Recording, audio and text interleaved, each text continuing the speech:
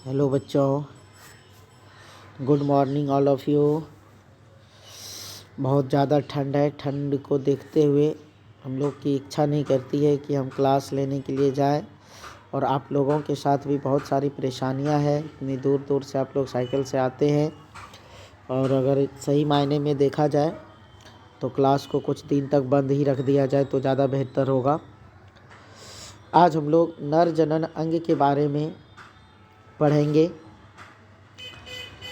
जिसमें से कि हम आपके क्लास में पूरी पार्ट्स को बता दिया था कि नर जनन अंग के कुल 11 भाग हैं। उन 11 भाग में से सबको हमने बारी बारी से बता दिया था। सबसे पहले तो आपसे ये प्रश्न किया जाएगा कि ये जो नर जनन अंग है यह हमारे शरीर के किस क्षेत्र में अवस्थित होता है।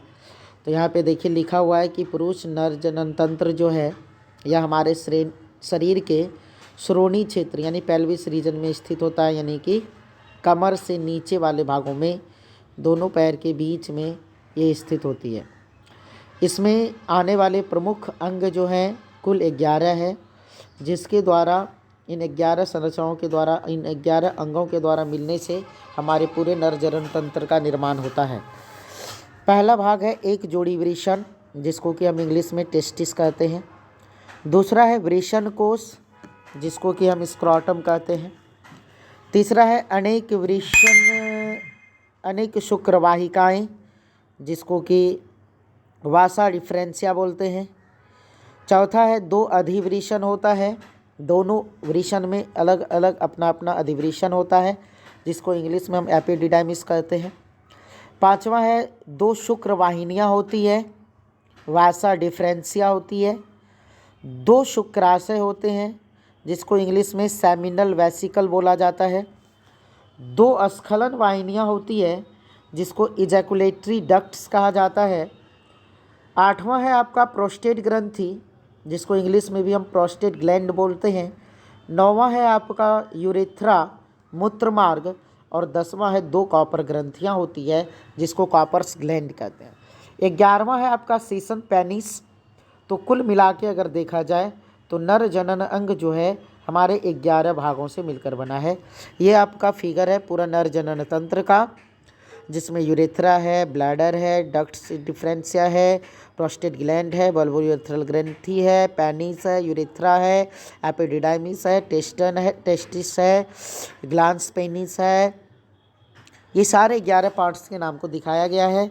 तो इसी प्रकार से फिगर बनेगा। फिगर हम आप लोग को ग्रुप में भेज दिए हैं, आप लोग खुद से बनाने का प्रयास कीजिए, क्योंकि हम यदि बोर्ड पे भी बनाएंगे तो आपको खुद से बना के प्रैक्टिस करनी होगी। हम जैसे जैसे उसमें फिगर भेजे हैं बोर्ड पे, आप वो लोग उसको अच्छे से बनाइए, हिंदी और इंग्लिश दोनों में नाम के साथ दर्शाइए, ताकि आपको हर एक पार्ट्स अच्छे से समझ में आ सके।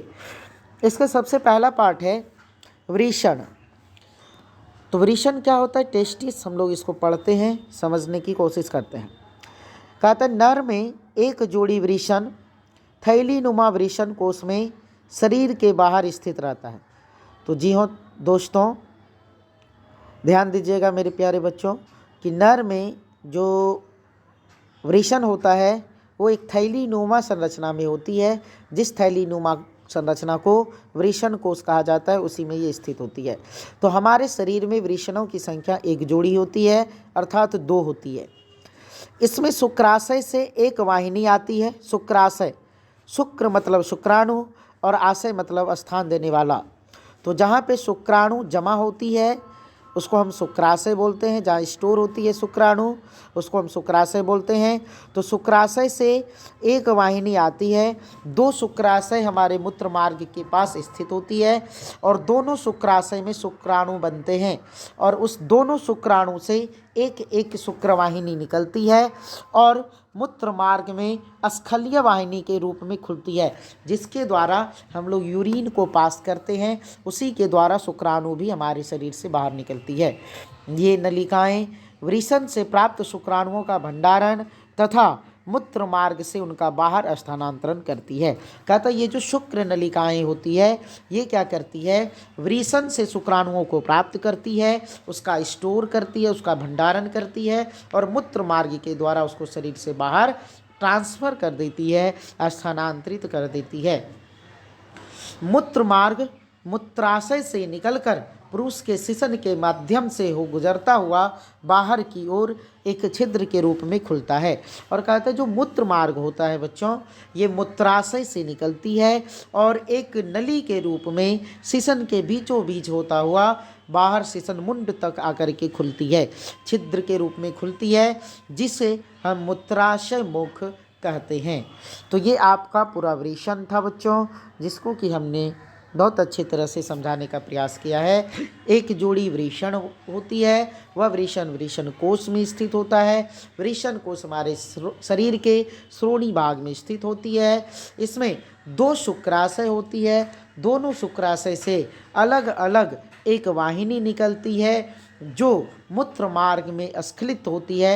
मूत्र मार्ग से ही मूत्र और शुक्राशय शुक्राणु दोनों निकलती है। ये नलिकाएं वृषण से प्राप्त शुक्राणुओं का भंडारण करती है, मूत्र मार्ग से इसको बाहर की ओर स्थानांतरित कर देती है। मूत्र मार्ग मूत्राशय से निकलकर पुरुष के शिशन के माध्यम से होता हुआ एक छिद्र के द्वारा बाहर खुलती है, जिसको हम क्या कहते हैं, मूत्राशय मुख कहते हैं। इस प्रकार की इसके आगे की वीडियो आपको पुनः भेजी जाएगी। धन्यवाद।